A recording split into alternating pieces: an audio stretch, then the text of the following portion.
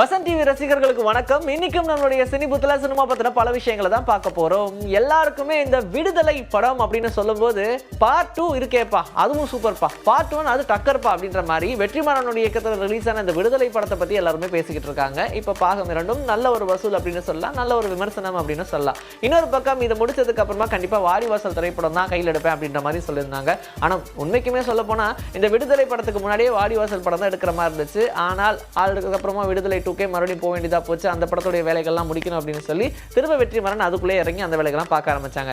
இப்ப விடுதலையே விடுதலிச்சாச்சுப்பா, அடுத்தது என்ன அப்படின்னு சொல்லி வாடிவாசல் படத்தையே திரும்ப கையில் எடுத்திருக்காங்க.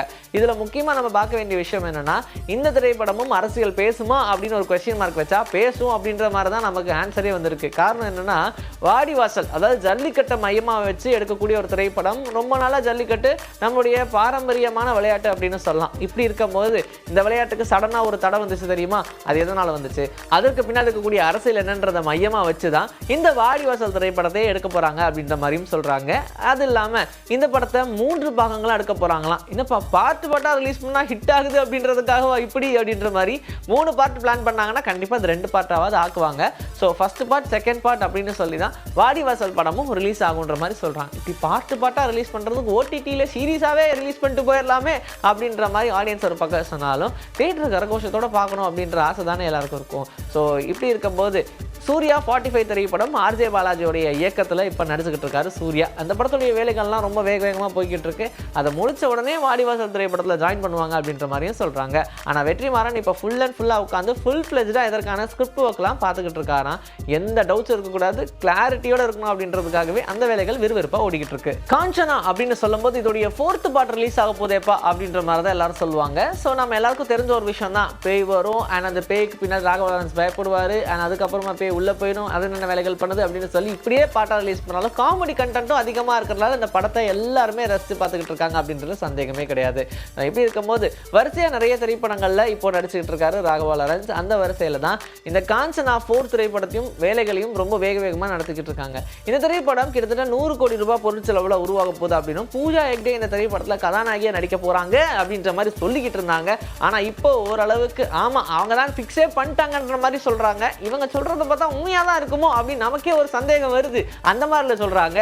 சரி, இன்னொரு பக்கம் இந்த பூஜா ஹெக்டேவுடைய நடிப்பில் இந்த திரைப்படம் உருவாகுது. அவங்களுக்கு தான் ரொம்ப கோர் ப்ராஜெக்ட் அப்படின்ற மாதிரி சொல்றாங்க. ஏன்னா அவங்க தான் இந்த திரைப்படத்தில் பேயா நடிக்கிறாங்களாம். ஆல்ரெடி நம்ம ராகவா லாரன்ஸ் எல்லாம் பார்த்தாச்சு அண்ட் அவங்களுடைய பேய் கெப்பாசிட்டி எப்படி இருக்கும் அப்படின்லாம் புரிஞ்சாச்சு. ஆனால் இப்போ பூஜா ஹெக்டேக்குள்ள பேய் போச்சுன்னா எப்படி இருக்கும் அப்படின்ற மாதிரி அவங்களுடைய ரசிகர்களே வெயிட் பண்ணிட்டு இருக்காங்க.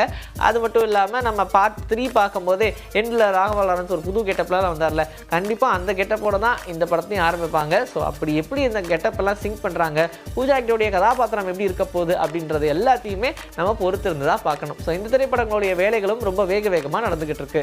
மோகன்லாலுடைய இயக்கத்திலையும் நடிப்புலையும் மலையாளத்தில் ரிலீஸ் ஆன திரைப்படம் தான் பரோஸ். எல்லாருமே வியந்து பார்த்த ஒரு விஷயம் என்னன்னா, இந்த படத்துடைய ஷூட்டிங் நடந்துட்டு இருக்கும்போது எல்லாருமே பெரிய அளவில் இந்த திரைப்படத்துக்கு ஹைப்பை கிரியேட் பண்ணாங்க.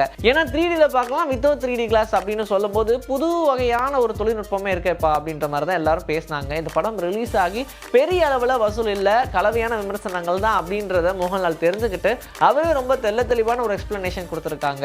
என்ன வளர்த்த அந்த ஆடியன்ஸ்க்காகவும் சினிமா ரசிகர்களுக்காகவும் சினிமாக்காகவும் இந்த ஒரு படைப்பு, இந்த படம் கண்டிப்பாக ஃபேமிலி ஆடியன்ஸுக்கும் குழந்தைகளுக்காகவும் எடுத்தேன். யாருக்கு போய் சேரணுமோ அவங்களுக்கு இந்த படம் போய் சேர்ந்துருக்கும் அண்ட் நான் என்ன நினைச்சனோ அதை நான் முழுசாக கொடுத்துட்டேன், எனக்கு திருப்தி அப்படின்ற மாதிரி அவர் சொல்லியிருக்காரு. ஸோ பணத்துக்காக இந்த படத்தை நான் எடுக்கவே கிடையாதுங்க, சினிமாவுடைய ஆசைக்காகவும் திருப்திக்காகவும் தான் எடுத்ததுன்னு ரொம்ப தெளிவாக சொல்லியிருந்தாரு. அப்படியே என்ன பண்றது அப்படின்னு சொல்லி இவர் சொன்ன இந்த விஷயத்தை ஷேர் பண்றது மட்டும் இல்லாமல் எல்லாரும் போய் படத்தை பாருங்கப்பா அப்படின்னு சொல்லி அவருடைய ரசிகர்களை தள்ளவும் ஆரம்பிச்சிட்டாங்க.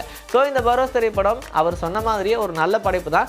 கண்டிப்பாக தியேட்டரில் ஒரு டிஃப்ரெண்டான எக்ஸ்பீரியன்ஸ் இருக்கும், முடிஞ்சா போய் பாருங்க. நடிகர் மாதவனும் இப்போ ரொம்ப பிஸி ஆயிட்டார் அப்படின்னு சொல்லலாம். பாலிவுட்லேயும் அவருக்கான பட வாய்ப்புகள் கிடைச்சிக்கிட்டே இருக்கு. இப்போ டெஸ்ட் அப்படின்ற திரைப்படத்தில் நடிச்சிருக்காரு. இது இல்லாமல் நம்ம எல்லாருக்குமே தெரிஞ்ச நம்பி நாராயண் அவர்களுடைய வாழ்க்கை வரலாறு மையமாக வச்சு எடுக்கப்பட்ட திரைப்படம் ராக்கெட்டரி. அந்த திரைப்படத்தையும் ரொம்ப கிளாஸாக கொடுத்திருந்தாரு. அப்புறம் மாதிரி யாராலையும் நடிக்க முடியாது அப்படின்ற மாதிரி தான் அந்த திரைப்படம் திரைப்படத்துல காமிச்சிருந்தாங்க அப்படின்னு சொல்லலாம். இப்போ அடுத்தபடியா மறுபடியும் ஒரு விஞ்ஞானியோட கதையை எடுக்கிறாரு அப்படின்றதான் ஒரு சிறப்பான விஷயம். எஸ், நம்ம இந்தியாவுடைய எடிசன் அப்படின்னு சொல்லக்கூடிய ஜிடி நாயுடு அவர்களுடைய வாழ்க்கை வரலாறு தான் திரைப்படமா எடுக்க போறாங்க. அதுலயும் இந்தியால முதல் முறையா எலக்ட்ரிக் மோட்டாரை கொண்டு வந்ததே இவர்தான். சோ இப்படி இருக்கும்போது கண்டிப்பா இவருக்கான புகழாரம் வேணும் இல்லையா அப்படின்ற மாதிரி தான் இந்த திரைப்படத்தை இனிஷியேட் எடுத்து முழுக்க படத்துடைய ஸ்கிரிப்ட் எல்லாத்தையுமே அவருடைய வாழ்க்கையில் நடந்த சம்பவங்களை வச்சு மட்டுமே எடுக்கிறாங்க அப்படின்ற மாதிரி சொல்லியிருக்காங்க.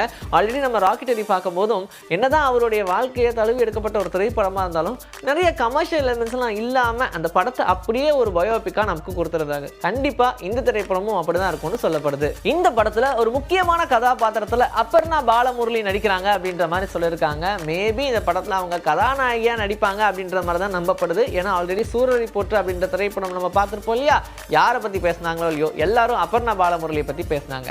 அவங்களுடைய கெரியர்லயே அவங்களை திருப்பி விட்ட ஒரு திரைப்படம் அப்படின்னு சொல்லலாம். ஸோ இந்த திரைப்படத்துக்கு அவங்க சூட் ஆனவங்க தான் அப்படின்னு ரசிகர்களும் பேசிக்கிறாங்க. இன்னும் அடுத்தடுத்த அப்டேட்ஸ்க்கு வெயிட் பண்ணி பார்க்கலாம். இன்னைக்கே நம்மளுடைய சினிபுத்துல சினிமா பத்தின பல விஷயங்களை பார்த்தாச்சு. இதே மாதிரி அடுத்த எபிசோட்ல உங்களை நான் வந்து சந்திக்கிறேன். Atal this is bye from Vijayasri. Take care.